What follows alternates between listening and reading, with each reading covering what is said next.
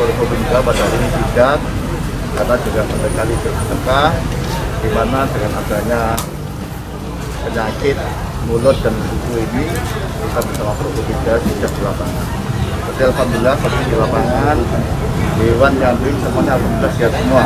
Yang pertama, cek kondisi di lapangan seperti apa, kondisi hewannya seperti apa, kambing seperti apa, alhamdulillah semuanya dengan kondisi baik. Dan semua juga ada pendampingan dari kesehatan masing-masing. Lihat kecamatan, alhamdulillah ini pengawasan dari kecamatan masing-masing sudah ditunjuk oleh Pemda setempat. Mudah-mudahan ini terus kita koordinasi, biarkan nanti kegiatan-kegiatan yang dilakukan bisa berjalan dengan lancar, yang jual juga seperti itu.